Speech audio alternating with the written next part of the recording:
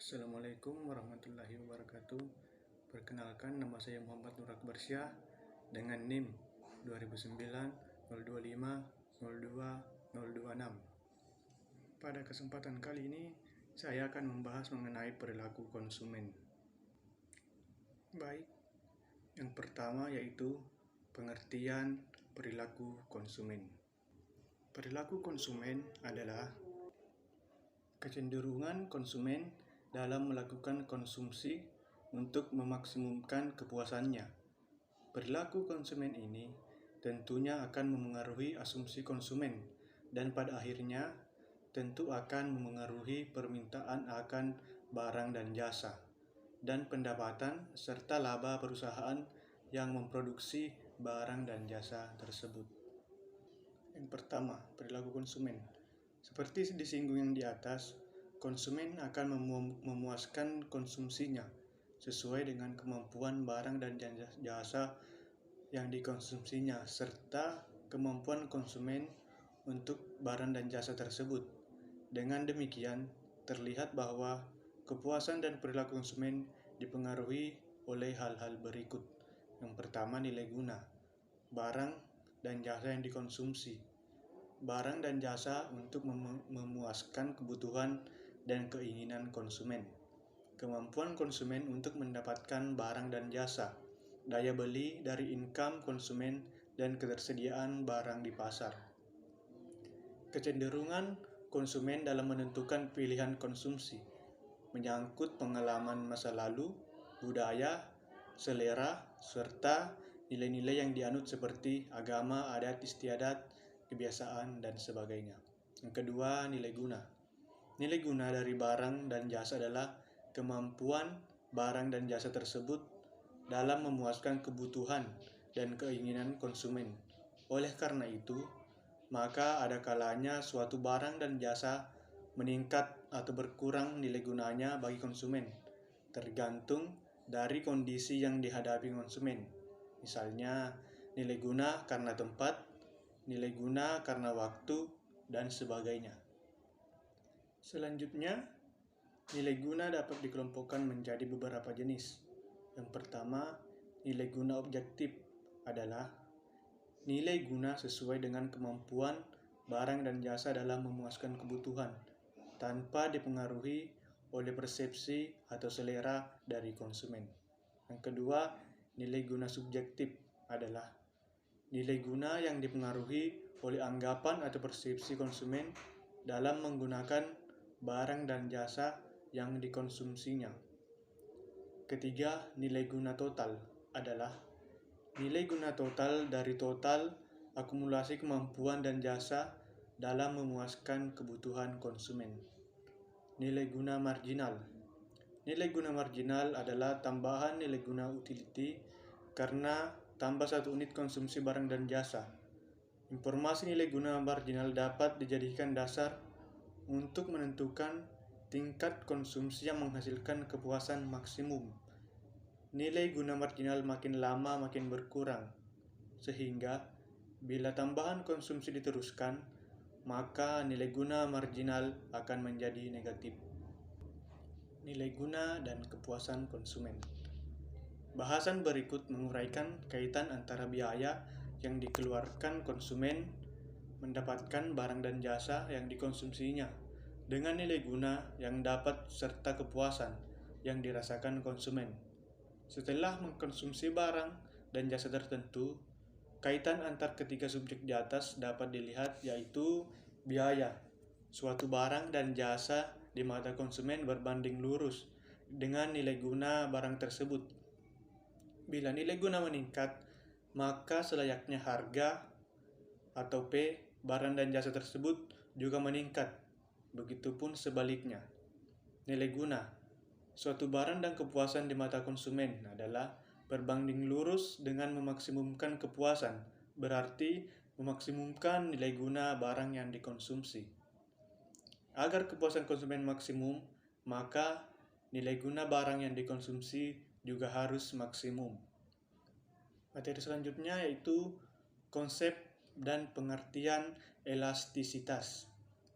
Elastisitas adalah kepekaan atau tepatnya kepekaan terhadap sesuatu, seperti perilaku konsumen maupun produsen akan membentuk hukum ekonomi. Sebagaimana disinggung pas pertama, dilihat dari perilaku produsen misalnya, akan mempengaruhi hubungan antara harga dengan jumlah barang yang diminta. Begitu juga dengan perilaku produsen. Harga yang terjadi akan mempengaruhi jumlah barang dan jasa yang mau ditawarkan oleh produsen. Perubahan harga menyebabkan perubahan penjualan atau jumlah barang dan jasa yang ditawarkan oleh produsen, sehingga pada akhirnya akan memengaruhi keseimbangan pasar. Dengan demikian dapat dilihat bahwa jumlah barang dan jasa yang diminta konsumen maupun yang ditawarkan produsen dipengaruhi oleh harga atau permintaan dan penawaran elastis terhadap harga.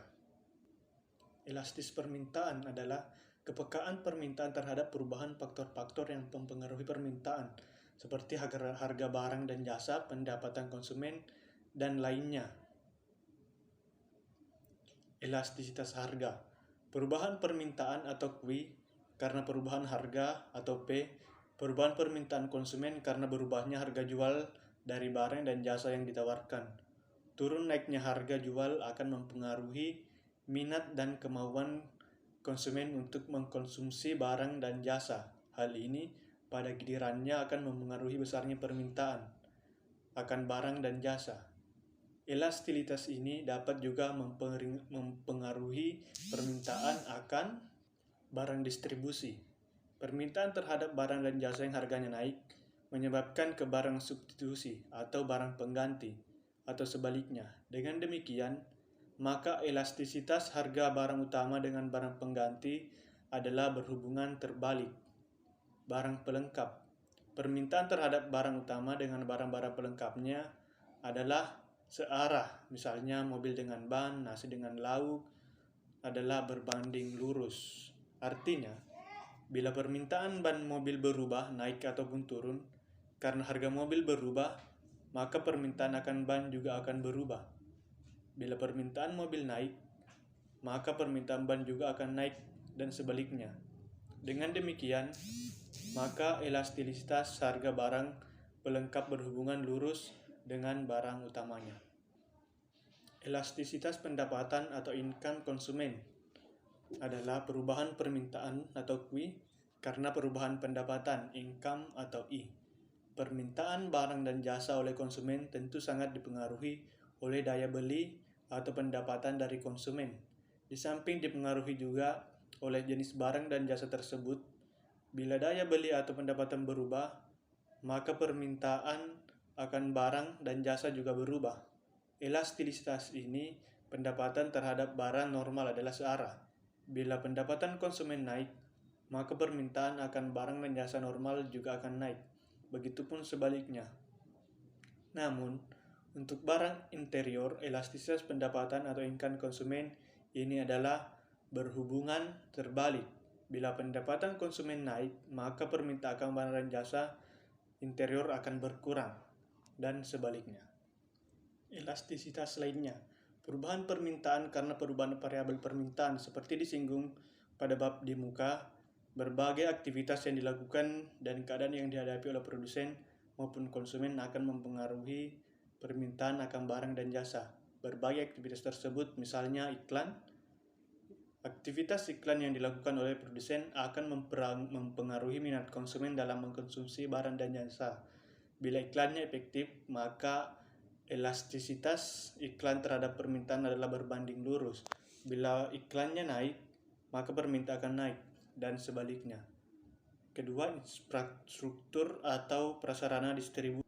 Ketersediaan dan keterlengkapan infrastruktur atau prasarana distribusi barang dan jasa juga berpengaruh terhadap permintaan barang dan jasa. Elastisitas prasarana dan infrastruktur distribusi terhadap permintaan adalah berbanding lurus. Bila ketersediaan dan keadaan prasarana makin baik, maka permintaan akan naik. 2. Elastisitas penawaran adalah kepekaan penawaran terhadap perubahan faktor-faktor yang mempengaruhi penawaran, seperti harga, barang dan jasa, biaya produksi, dan lainnya. Elastisitas harga, perubahan penawaran atau supply barang dan jasa oleh produsen karena berubahnya harga jual atau P dari barang dan jasa yang ditawarkan. Hal ini terjadi karena turun naiknya harga jual akan mempengaruhi dari produsen, sehingga akan berakibat mempengaruhi motivasi dan kemampuan dalam menyediakan atau menawarkan barang dan jasa. Perubahan penawaran atau QI karena perubahan harga jual. Elastisitas ini dapat juga mempengaruhi barang substitusi. Penawaran terhadap barang dan jasa yang harganya berubah naik ataupun turun juga akan berubah.